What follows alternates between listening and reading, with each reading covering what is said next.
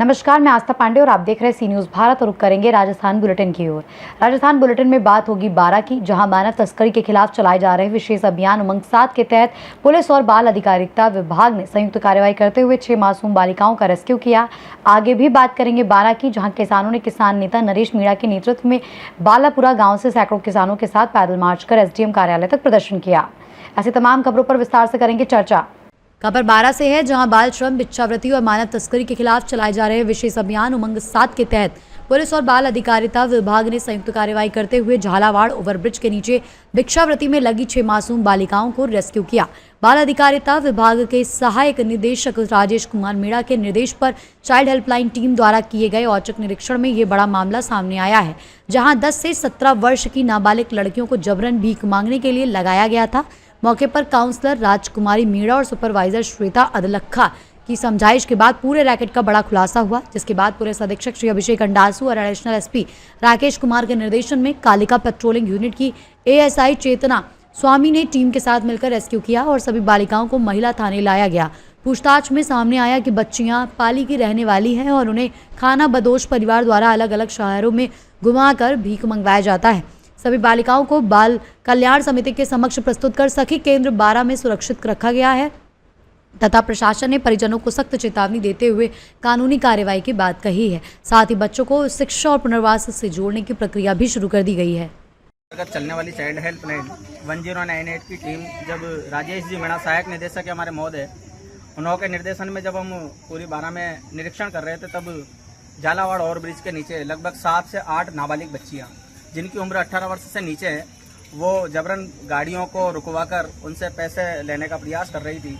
हमारी टीम वहां पर पहुंची और पहुंचने के बाद हमने तुरंत पुलिस जाब्ते को इन्फॉर्म करते हुए पुलिस जाब्ते को वहां बुलाकर उन बच्चों को रेस्क्यू किया। रेस्क्यू कर महिला थाने बारां में लेकर आए। महिला थाने से हम उन बच्चों के परिजनों को ढूंढते हुए बारां संस्था धर्मादा में इन्होंने ये वहाँ रह रहे हैं, तो इनके माता पिता को सूचना करके यहाँ पर बुलवाया है और इनके डॉक्यूमेंट्स की स्कैनिंग की जा रही है। 7 बच्चों में से 6 बच्चियां नाबालिग है जो 18 वर्ष से नीचे की है, 1 बच्ची जरूर बालिग है जो 18 वर्ष से ऊपर की है। ये सारी जो लड़कियां हैं, इनको पास पैसे भी मिले हैं, कुछ कागज मिले हैं जिनसे भिक्षावृत्ति कर रहे थे, लोगों को जबरन रुकवा रहे थे, गाड़ियों को रुकवा रहे थे। कहीं ना कहीं इन बच्चियों का नुकसान हो जाता, कहीं ना कहीं उनका शोषण हो जाता। इसलिए हमारी 1098 की टीम ने पूरे 7 बच्चियों को रेस्क्यू कर महिला थाने में इनको अभी फिलहाल रखा हुआ है। आगे इनकी जैसे DD एंट्री करवा के हम CWC बाल कल्याण समिति पेश करेंगे और बाल कल्याण समिति में उसको क्या निर्णय लेती है, ये एक प्रकार से हम इसकी स्कैनिंग कर रहे हैं। कोई गिरोह है, कोई इनसे ज़बरदस्ती भिक्षावृत्ति करवा रहे हैं, ये क्या है, इस तरीके से हम इनका पूरा निरीक्षण करके आगे की कार्रवाई जारी रखेंगे। किस तरह के कागज मिले, क्या कहकर ये मांग? कागज में सर ये जैसे उसमें लिखा हुआ था कि 1000 रुपये इसने दिए, 500 रुपये उसने दिए, 200 रुपये उससे लिए, और वो कागज़ भी हमारे पास अवेलेबल है। इस तरीके कागज़ ये बनाकर घूम रहे हैं, ये इस तरीके से लिखे हुए हैं। इन बच्चियों को हमने पकड़ा है और हम इनकी सुरक्षा के लिए, इनके साथ कोई ज़्यादती न हो, इनका कहीं शोषण न हो जाए। ये 7-8 बच्चियाँ बिना परिवार के घूम रही थी, कहने का मतलब इनके परिजन भी इनके साथ नहीं थे और सारी ही नाबालिग हैं। इसलिए करवाया जा रहा था भिक्षावृत्ति। हो सकता है कि इन बच्चियों से भिक्षावृत्ति करवाई जा रही हो, इनके परिजनों के द्वारा मंगवाई जा रही हो भी। इनके परिजन हमें वहाँ संस्था धर्मादा ही मिले हैं सारों के। अपने आप को कह रहे हैं लेकिन कंफर्म नहीं हो पाया, परिजन अभी कंफर्म नहीं हो पाया है। ये डॉक्यूमेंट्स वेरिफिकेशन नहीं करवा रहे हैं, लेकिन हाँ हमारे बच्चे। हाँ बिल्कुल, क्योंकि इनके माता पिता के जो डॉक्यूमेंट्स वेरीफाई करेंगे तभी इनकी बच्ची को मानना पड़ेगा। अब वो डॉक्यूमेंट, मेरा नाम मनीष राठौर है, चाइल्ड हेल्पलाइन 1098 का डिस्ट्रिक्ट मैनेजर। बारां से सी न्यूज़ संवाददाता पंकज की रिपोर्ट। खबर बारां से है, जहां जिले के छबड़ा क्षेत्र में खाद्य की भारी किल्लत से नाराज किसानों ने किसान नेता नरेश मीणा के नेतृत्व में बालापुरा गांव से सैकड़ों किसानों के साथ पैदल मार्च कर SDM कार्यालय तक प्रदर्शन किया। इस दौरान नरेश मीणा ने SDM और पुलिस अधिकारियों से वार्ता कर अनिश्चितकालीन धरने के लिए खेल मैदान में जगह की स्वीकृति ली, जिसके बाद सभी समर्थकों और किसानों के साथ धरना स्थल की ओर रवाना हो गए। किसानों ने चेतावनी दी है कि यदि शाम 7 बजे तक खाद्य की पर्याप्त आपूर्ति नहीं की गई तो वो भूख हड़ताल शुरू करेंगे और जब तक मांगे पूरी नहीं होती धरना खेल मैदान में अनिश्चितकाल तक जारी रहेगा। किसानों का कहना है कि समय पर खाद न मिलने और कालाबाजारी के कारण उनकी फसलें प्रभावित हो रही हैं, जिससे वो गंभीर आर्थिक संकट का सामना कर रहे हैं। मैं एसडीएम मैडम, बारा के जिला कलेक्टर महोदय, कृषि विभाग वालों, आपसे छपरा छिपा बड़ौद के किसानों के लिए डीएपी खाद की भीख मांग रहा हूँ। मैं डीएपी मैं किसानों के लिए छपरा छिपड़ोद के किसानों के लिए डीएपी की भीख मांग रहा हूँ। बरसात होने वाली है, ये किसान भूखा मर जाएगा। इस किसान के बच्चों का कोई रखवाला नहीं है। जिला प्रशासन, कलेक्टर महोदय, ये भीख, ये छपरा छिपड़ौद का हर किसान जिसको खाद नहीं मिला वो आपसे भीख मांग रहा है। हमारी इस विनती को हाथ जोड़कर। बारा से सी न्यूज संवाददाता पंकज राठौर की रिपोर्ट।